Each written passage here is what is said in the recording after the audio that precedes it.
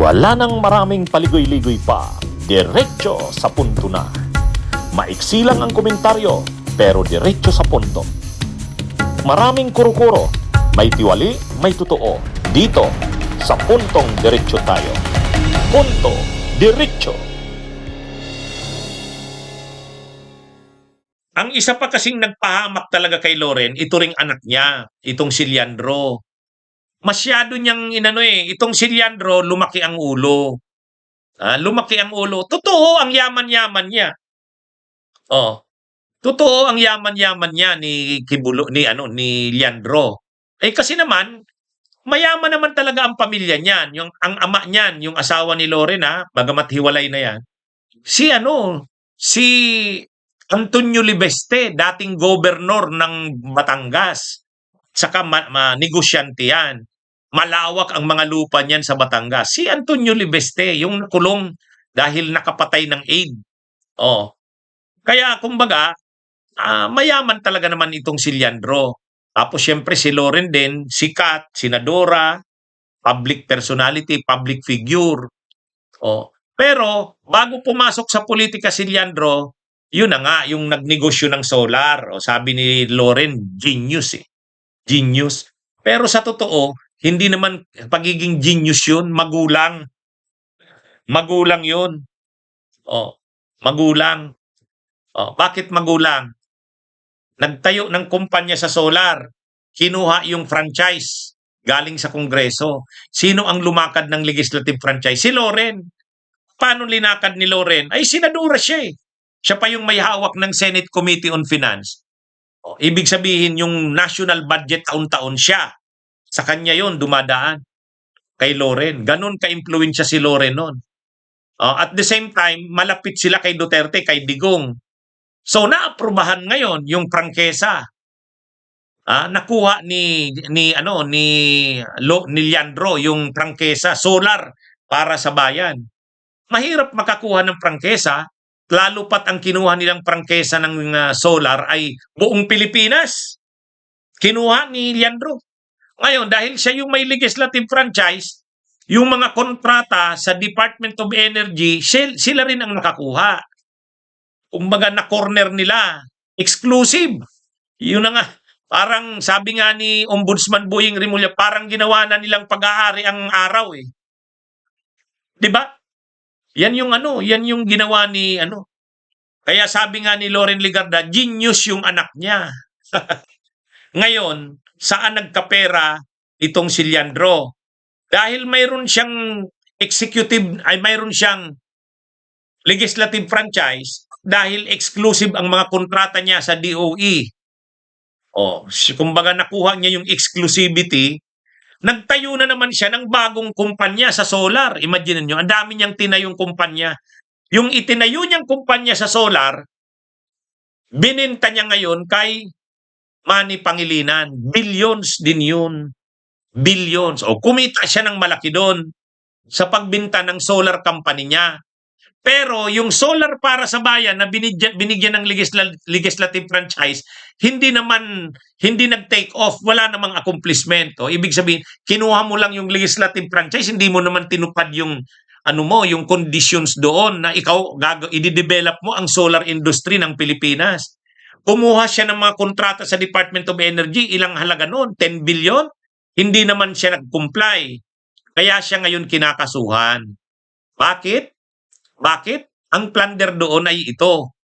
Taking undue advantage of your position.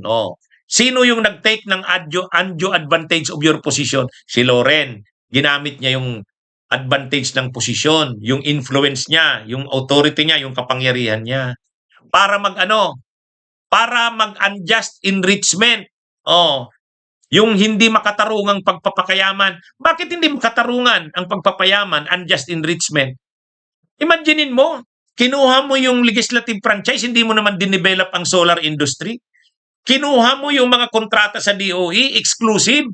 Hindi mo naman dinevelop, hindi mo naman sinunod. Ang ginawa mo, nagtayo ka ng private mong company sa solar, bininta mo kay Pangilinan, dun ka kumita. Yan yun, unjust enrichment. ginamit yung undue advantage ng posisyon. Yan ang kaso nilang plunder na mag-ina. Oh, di ba? Usok sa plunder yun. Kasi ill-gotten wealth yun eh. Ibig sabihin, yumaman ka sa masamang paraan na to the damage of the Filipino people and the Republic. Di ba? Yan yun. Kaya ito mga kabunyog, mga kababayan. Yan ang kaya lang itong si Leandro, sa halip na maging mapagkumbaba dahil yumaman siya dahil sa bayan, mayabang pa, political genius daw siya.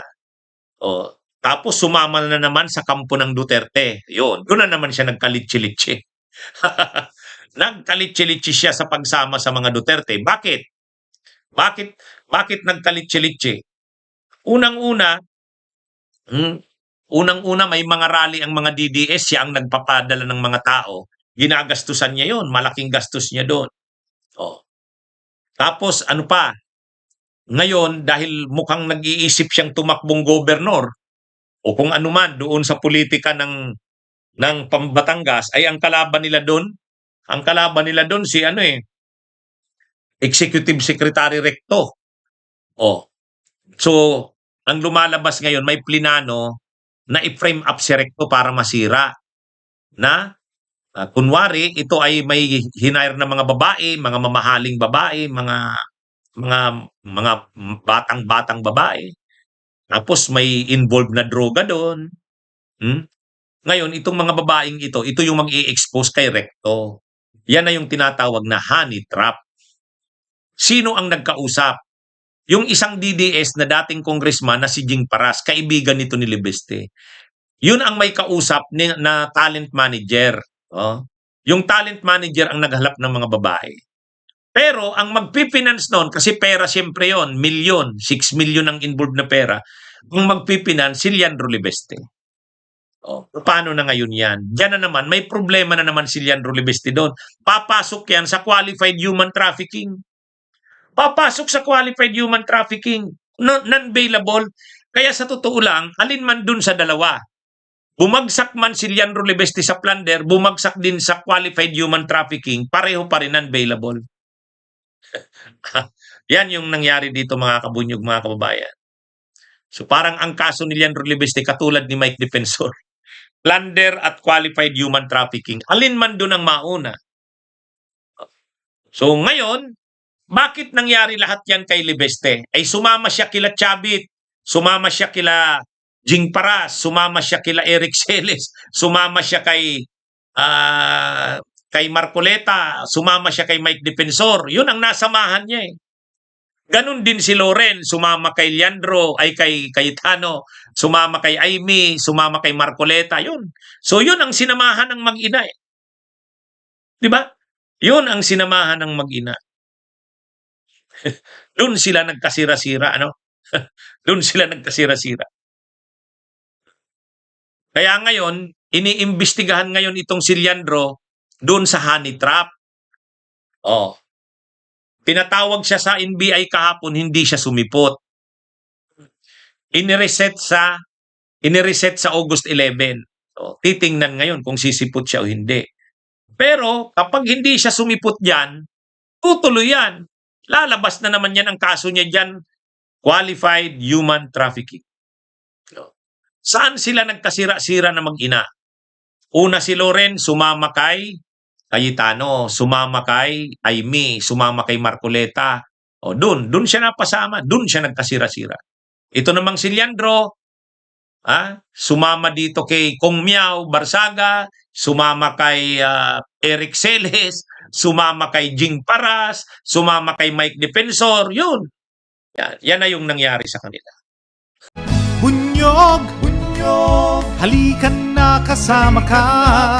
Bunyog, kapag buklod ay may pag-asa. Luzon, Visayas, Mindanao, isa ang pananaw. Sa bagong Pilipinas ang bunyog isisigaw. Bunyog, bunyog.